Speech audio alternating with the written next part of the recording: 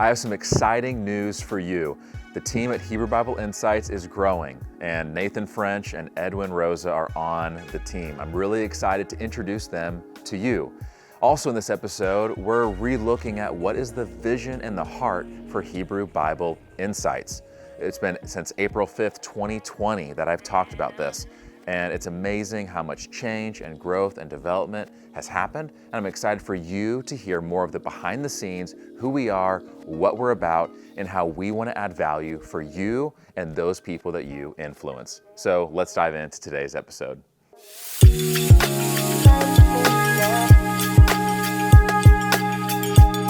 Well, Nathan, here we are. Here we are indeed. Yep. It's great to be back. It's very good to be back. Enjoy being here. Yep, So, yeah. but... in a new way. A new way. Yes. A better way. Yes. Well, I mean, the others were great ways. I don't That's want right. No. to... Just in an exciting way. Yeah. I have been... it's been fun for me getting to tell people about how you're joining the team, joining the podcast, but now everyone who listens can finally know Nathan French is joining the podcast. Yes, and I'm truly honored to have been invited by you to be a part of this. Yeah. You've done such an amazing work at getting this podcast up and running to the way that you have, the foundation that you've laid. Honestly, it was a real easy decision to say, absolutely, I would love to be part of this. So Awesome. Well, it's been very special getting to have you on, and this is just the beginning of where we're headed. Yeah. At first, I thought about looking back when I looked at the first episode that came out was in April 2020. Okay. And at that time for me, I was teaching modern Hebrew full-time, having a blast doing that at university, still am. And I was in the middle of my master's degree. And at that point, I already knew original languages matter, especially Hebrew, so fun. And the number of things I learned, insights with the Bible from original languages was really great. And during my master's degree, though, I learned about other dimensions to the Hebrew Bible that add more layers of meaning for how we interpret things. And you're largely responsible for that. I was going to say, wherever did you get those ideas? I know. Don't worry, I am going to cite my source right here. I'm citing the person. Here he is. And learning about the ancient Near East. Yeah. Learning about not just the original language, but learning about the history, the culture, the events. And this is a wonderful world. It is. So really, in this episode, I just wanted everyone, I thought, a couple things. First is just to make sure they know the team's growing, you're in this, and for us to get to talk about ourselves in a more personal way. Yeah. And then to talk about the vision, about where we're going, where we're headed. Yeah. There's not any drastic change in terms of the heart, but it's always fun to now be able to catch up a couple years later. Here's where we're at, and we got some big ideas. Yeah. So I wonder if just, although you've been in some episodes in the past, I wonder if you just want to talk a little bit about yourself. Yeah. For people. Well, yeah. I mean, as you know, I was a student here at Oral Roberts University in my undergraduate year, studied modern Hebrew with Mora, whom we share in that. And her influence and some influence from some others through modern Hebrew really opened the door to wanting to become a real student of the Hebrew Scriptures. And so I did, and eventually ended up at the Hebrew University in Jerusalem where I did my graduate degree, and it was there that I just fell in love with the study of the Hebrew Bible and the ancient Near East. Yep. So the peoples and the cultures and the languages and the history in and around ancient Israel, that just became, I got lost. I got trapped back there in that place, So...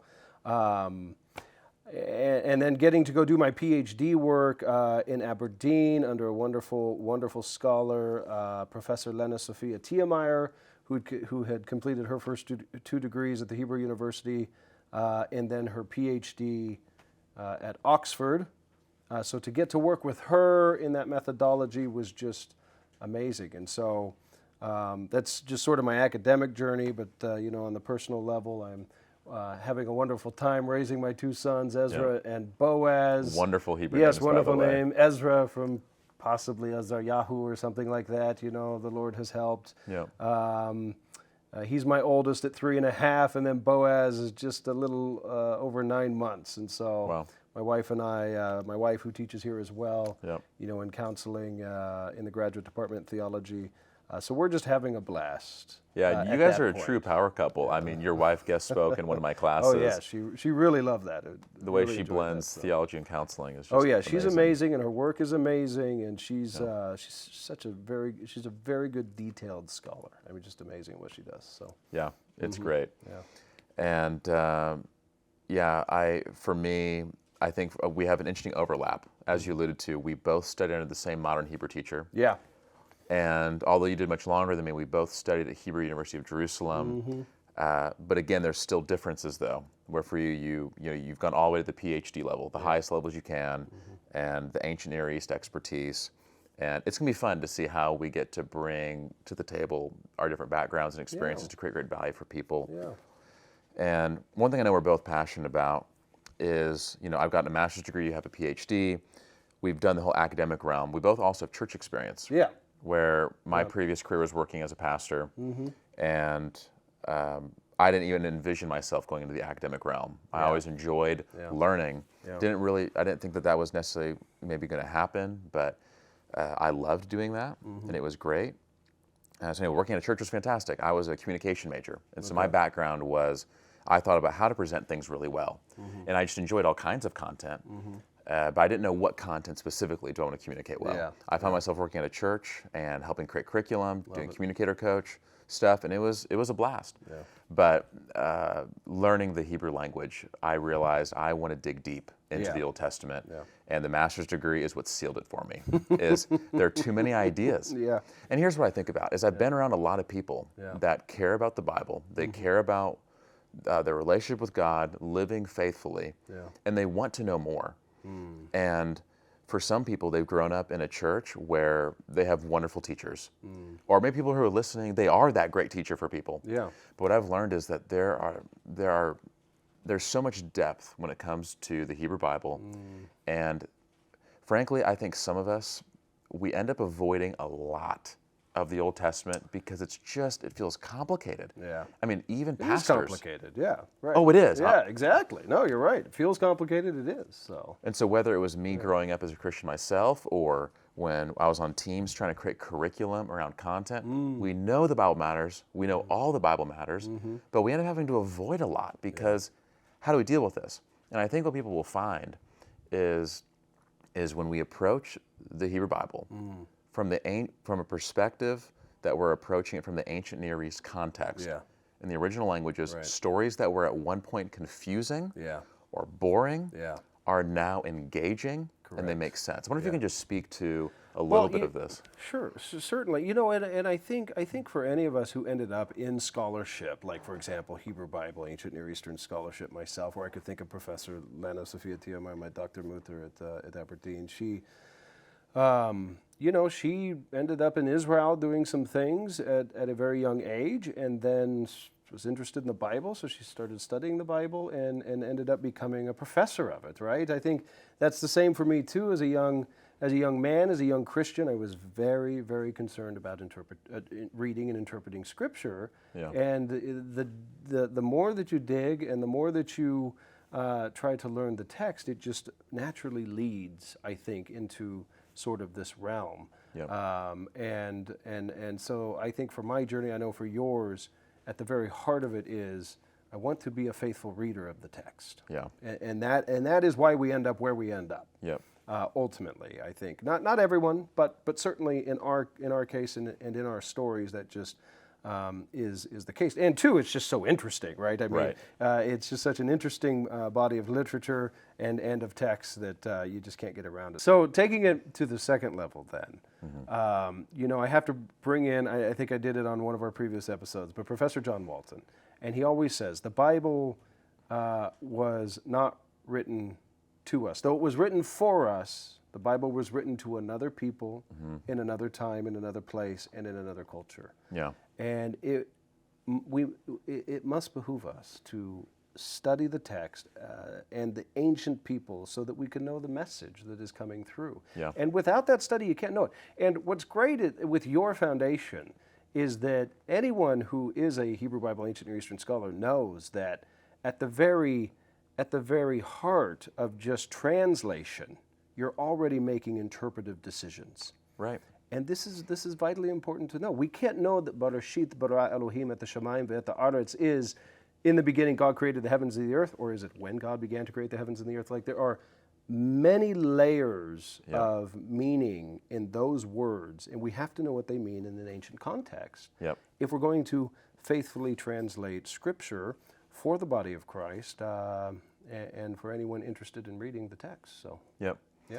And anyone listening to this is someone who is engaged. They are interested. Exactly, right, yeah. So I think first what I would say is anyone listening should know that, hey, you are clearly showing initiative to dig deeper in the text. And I know we have a wide range of people who maybe are just getting into the Bible, or maybe they grew from a tradition that was perhaps extreme in how they approach the Bible. Or there are people here who they're veterans and they know about healthy exegesis, but they want to go to the next level. And I want that anyone on that spectrum feels welcome here into this conversation. Yes, exactly. Right. And know that we're going to share things in such a way where anyone on that spectrum will be able to learn and feel challenged to go to the next level. Oh, absolutely, yeah. So for some people, I hope we inspire more people and this generation to dig deeper into the ancient Near East and into languages. We've talked about this before, how unfortunately at the seminary level, a lot of language programs are being cut. Yeah. Even the ancient Near Eastern context and understanding the ancient world in a way that actually brings formation and impact. I really loved Dr. Catherine McDowell, who you had on in the previous episode, what she talked about with formation, with the languages, but you could also hear her interest in the study of the Hebrew Scriptures, how that really had a deep impact upon her. In the study of the ancient world, it does something to us. I think it was N.T. Wright who always said that what you believe about the past affects how you behave in the present, right? Absolutely. There's a lot of truth to this, and what really strikes me especially is that when it comes to the ancient world, is when you get into the study of it, you realize quickly that these peoples are anything but primitive. Yeah. You know, it's a very complex traditions that are coming through, whether it be the sacrificial cults from an earlier time period, the wisdom traditions, especially from the ancient world. And I don't think we tend to assume that ancient civilization really begins with the Greeks and the Romans, right? For the Hellenistic period onwards, and Western civilization courses. Yes, right. And the truth is that Western civilization actually goes back to the dawn of writing and that particular era of the ancient Near East, and it has had an extreme impact upon the Western world, and especially through the Hebrew Scriptures and the New Testament. So, in fact, this ancient Near East world is so big, I don't fear us running out of content. No, no, you won't, right? There's just always more to discover and more to enjoy from it. Because for some podcasts, just due to the nature of the content, hey, we're going to do a great season or two, deliver the story, deliver the content, and then move on to a new idea. That's great. But we can go on for as long as we want. There's so much here. I wanted to circle back something you said about Catherine McDowell mentioned how transformative this is. And that's huge for me, because that's where my personal story began with all of this. So yes, I was interested in Hebrew. I thought root words are so cool. Israel's amazing, learning about Jewish culture, meeting people. And then when it went to the biblical realm for me, I nerded out about it. But what has kept me in this is not just this is interesting, but this is meaningful. And this is meaningful in a very deeply spiritual way. And I found for myself that there are things that I understand about God that have changed the way that I view Him, that I view the world, that I view people, how I live, how I act, that's led me to deeper, greater devotion to Him. And that's something that I think people will walk away. That's so good. From our conversations. And I think that's it's important to talk that way. I think there's this understanding that maybe scholars aren't that way, in any sense of the word. But the truth is, it's just not the case. I mean, some of the most impactful maybe teachings or sermons I've had or have heard have been maybe in the classroom or from a very learned sermon of sorts. I mean, it is important that we emphasize that formation is part of this. Yeah. Morah used to say, and I'll never forget it, it has stuck with me all these years. She said, every great revival in the history of the church always began with a return to the study of the languages. And that's true in my life, and I think it's true in very much of Christian history if you just look at it, that this is the case. And I believe we're at a moment, Professor Brent Strawn, I think I talked about this in a previous one, but we may have to have him on, actually. Okay. We'll have to put that down as a name. Maybe Yeah, I'll we can put it give out. him an invitation. His book, The Old Testament is Dying. And in that book, again, he likens it unto a language, that really the language of the Old Testament as something that is known in the Western world, even in the Western church, has just, it has died. And his argument and his thesis is, if the Old Testament has died, the New Testament isn't far behind. And as we all know, that Jesus and the disciples, their Bible was the Hebrew Scriptures, right? So this is very important, I think, for our own time, to bring the content of the Hebrew Scriptures and the ancient Near East to a wider audience, to have a place where we can say, no, this is what we're going to discuss. Really only, we'll have other ways in which we probably go down rabbit trails and rabbit holes that we haven't planned on. But nevertheless, we're always going to come back to the main focus of I think, this podcast. Yes. Hebrew Bible, Yes. ancient Near Eastern context, So. Yep, because there's enough content to go in there. There's enough need, and it's not that we're, of course, for the New Testament and New Testament, the church. But this is our niche, and we're going to unapologetically primarily focus on that and help the church really get a grasp for making sense of the Hebrew Bible, the Old Testament. So we'll stop running away from it, being confused by it, and one conversation at a time, adding another piece to this puzzle where we'll walk away realizing there is a picture here that makes sense. And yes, this does point to Jesus. Yes, this does edify the church. But the counterintuitive path we have to take is we have to pause before we get, this might sound so sacrilegious to say, but just to pause a moment on the Jesus church part, just a moment, and imagine you are a Jew living in the Persian Empire, or you're a Hebrew exile in the Babylonian exile, or whatever, and you're reflecting on your story. You're living in that moment. You're in Israel as a kingdom.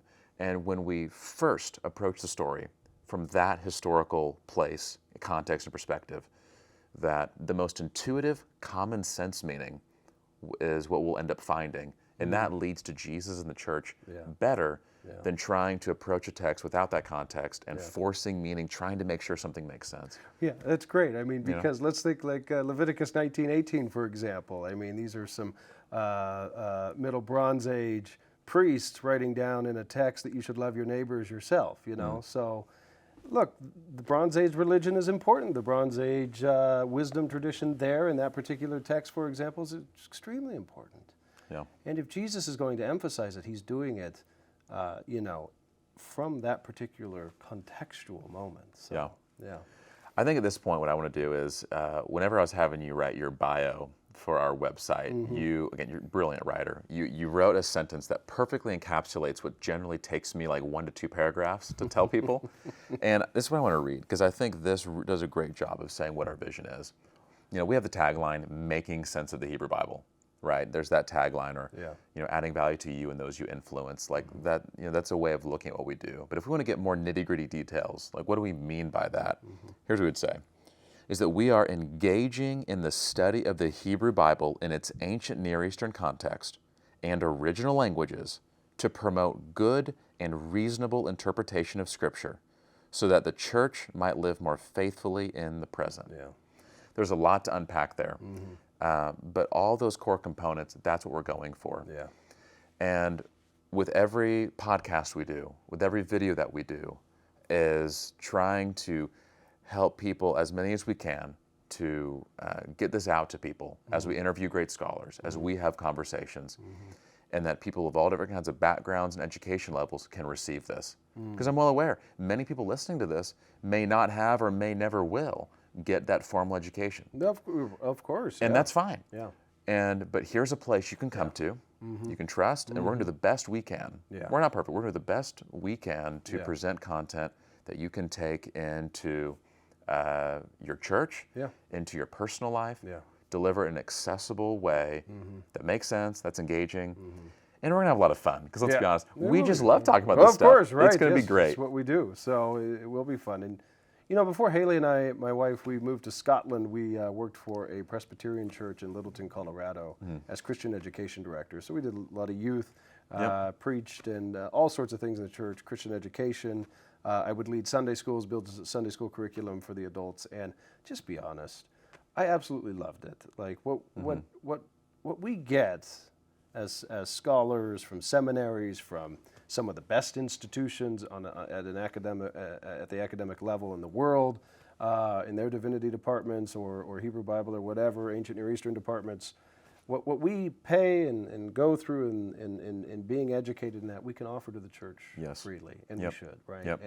And I think we're at a moment in history, especially with technology and media, where we can do this so easily now that you don't have to go through that formal education. And indeed, as we've talked, even the sources are available. Like we're going to go through books. We're going to tell you what you can buy as we bring scholars on to really highlight their careers and their work. I mean, this is going to be sort of, we hope it'll be a sort of one-stop shop. I'm glad you touched on this because the other pillar of what we do is not just our content, but we want to get other great scholars. Oh, yes. We've already done this, but we're going to continue to bring more excellent scholars for interviews, talk about the books they're doing, or talk about the programs where they're at, or just for them to share content they're creating, because Hebrew Bible Insights, ultimately, we want it to be a place. This is a platform for the greatest thinkers and teachers about the Hebrew Bible to expand their audience and their reach, because the people who have the most holistic, excellent approaches to the Hebrew Bible, who are doing great work, they should get connected to more people. That's right. And it's how connections work, right? You don't know someone until you know them. That's right. And once you know them, it changes your life forever. And I can look back at my life, personally and professionally, at the people I meet, and once I meet them, it changed everything. And I never know which interview will be a life-changing interview for one of the people listening. When they see someone and say, so someone can be a biblical scholar like that? Someone, I feel they're like me. I could do that too. Or they word something in such a precise, moving way that it makes them think, yes, I'm on board. I want to take my next step of devotion and dedication to God and to living life through and from Scripture. And who knows? And so we're going to continue to bring scholars in, and you have so many connections. It's amazing how many connections you have. It's going to be great. We'll have fun bringing in people and sharing with people. Any other thoughts you have in general about where we're going? I'll just say I'm really excited. I mean, I really am excited about this podcast, about where we can take it, and like you were saying on this last point, I'm very excited about bringing in some of the most learned and brilliant scholars in this field, so that we can bring their ideas really to such a wide audience and make it accessible. That what we read in a very technical, hard to read journal article, we can bring. You can come on here and you can share about these ideas, and I'm just really excited about that. So. Well, I guess then, speaking of accessibility, the last thing to talk about is we want to make sure that people could find this anywhere. And so we've decided to expand where we're posting this stuff. You can already find us on the popular podcast platforms like Spotify, Apple Podcasts. You can also find us on YouTube now, so that way people who prefer that can do that, watch video content. That's great. And social media. We're going to get more active on social media. That's right. And it's not my normal forte, but it's going to be fun. Love it, right? Just getting on social media for short form content, and also website. We have a website now that can be a good landing page. That way you can just see a little bit more about us, and that can be an easy share for someone that links to everything where we go. So we're expanding, we're growing, we have a great team, and actually, it'd be great to talk about too is Edwin. Oh, yes. So Edwin right now, he's on the other side of that camera, and he's been a fantastic addition. He's joined our team, and I'm so thankful to have him doing the media stuff for us, making this vision a reality, because we want this content not just to be accessible everywhere, but to be pleasant to receive. That's right. We don't want to be in some dark room and terrible lighting and bad audio and not knowing what we're doing. I've tried to do the best I can so far, but it's nice to have Edwin on the team making this happen too. He's a lot of creative energy and very responsible, intentional person. I'm excited to get to work with him as well. Yes, I am too. It's going to be great. So, all right. Well, I'm excited, and let's go hear Bible Insights. Let's go get the word out, and excited for our next episodes. Yep. Looking forward to it.